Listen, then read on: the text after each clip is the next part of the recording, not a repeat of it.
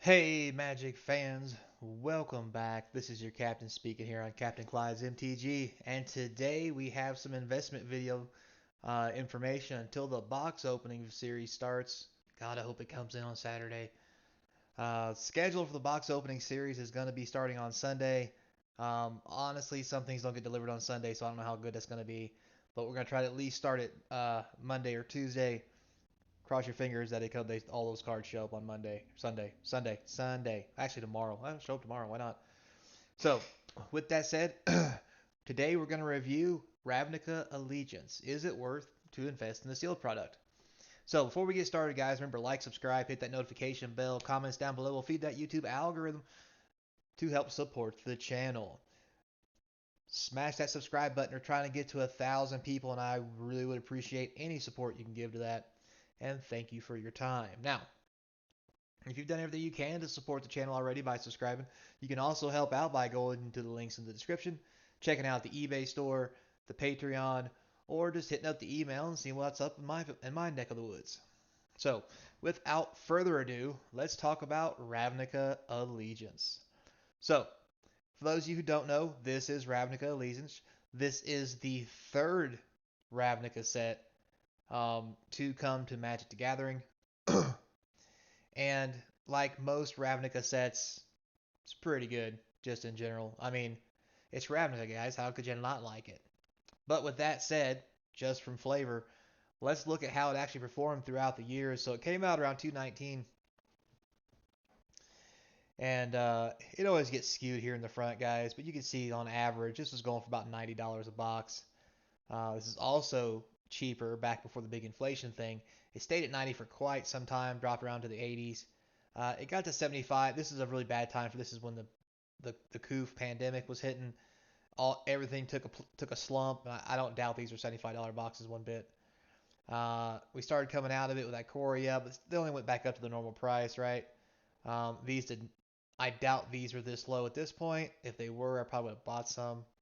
But it's possible. So, but as we came out of it, Strixhaven and everything came out, we got back up to the 150 range now, with the market finally coming in at around an 118 average.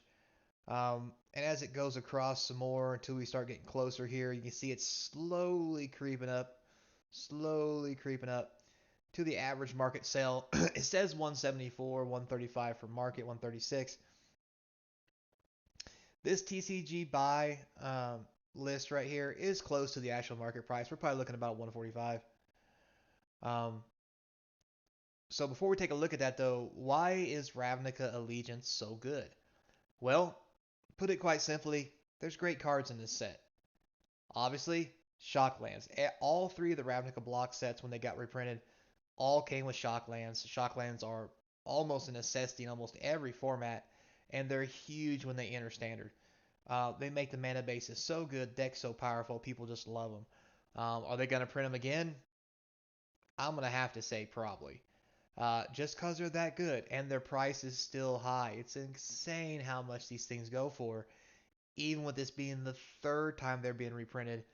Not to mention reprintings in other sets. So,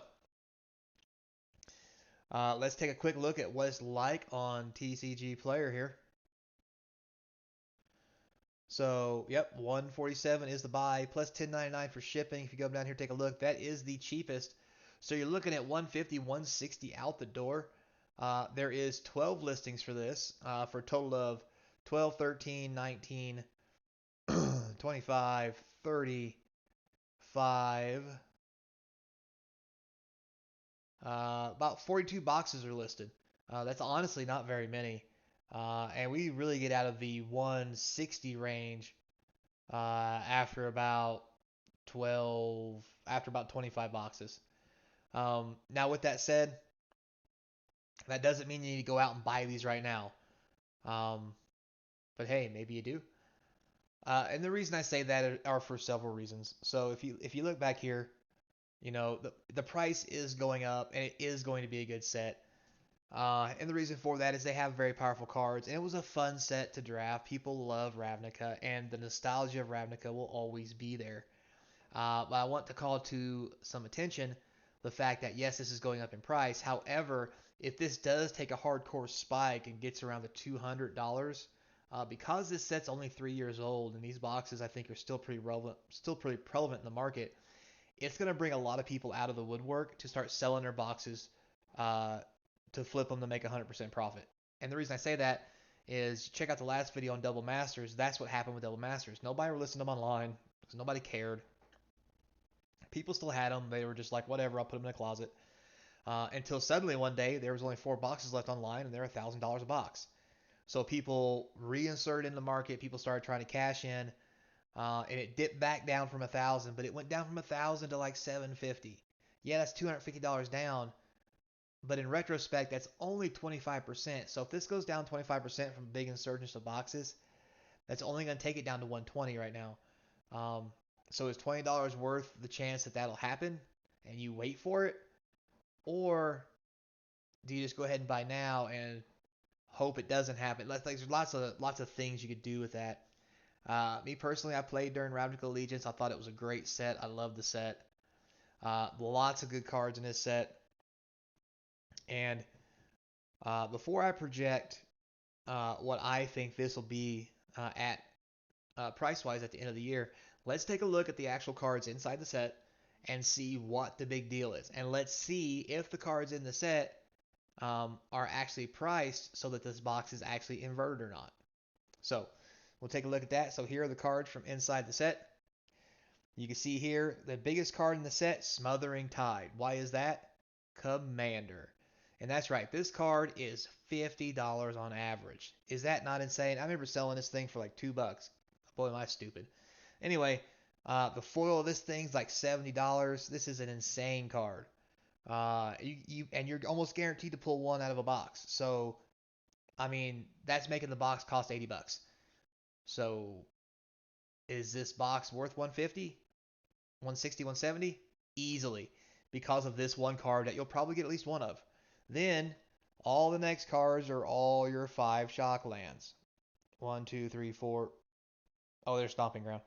But yeah, 25 for Breeding Pool, 20 for the Crypt, 12, 12, 13. Guardian Projects, $12. It's gotten kind of happy here lately. Again, Commander staple now.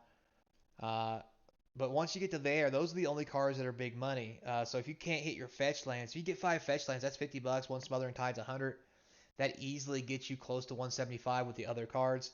So I think this box is priced where it's at right now, pretty much close to right. But it might actually be a little too low, and I'll tell you why.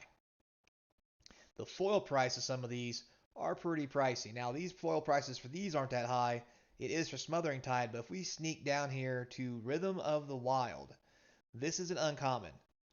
It's $2.90. The foil is $20. Are you hearing what I'm saying? The odds of getting an uncommon foil are not as high, but it's better than a rare. And if you pull one of these, that's a 20 spot right there. Then you have Tess Carvelo. This foil is $11 and a $2 regular card. Prime Speaker Vanifar is an $11 foil.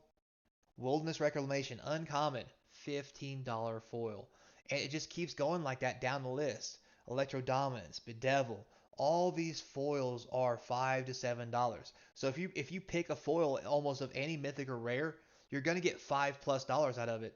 And that's amazing for this set because most sets don't have that kind of versatility. Rakdos the Showstopper is around $8. If we keep going down, you're gonna see some more surprises. We have Skewer the Critics, common, $28. This is huge and modern in all the sets it gets played in, which is why this foil is outrageous. Vindictive Vampire. Did you guys know that this thing's an $8 foil? And it's an uncommon? So, I mean, this set to me looks like it might be underpriced, and these cards have been going up really quick. It's at least on par where I don't think you're going to lose a whole lot of money in this set if you wanted to invest in it. That's my personal opinion.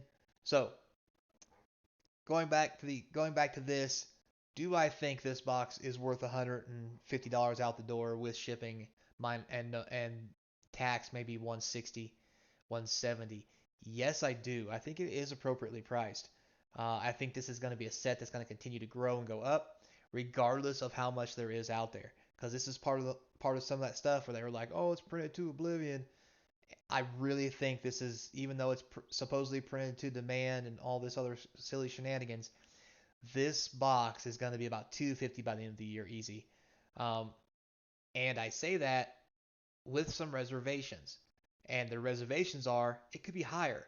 Here's why. With Pioneer coming out as the forefront leader right now for Pro Tour, with Pro Tour being reinstated, this set is a big Pro Tour set. You got to have Shocklands.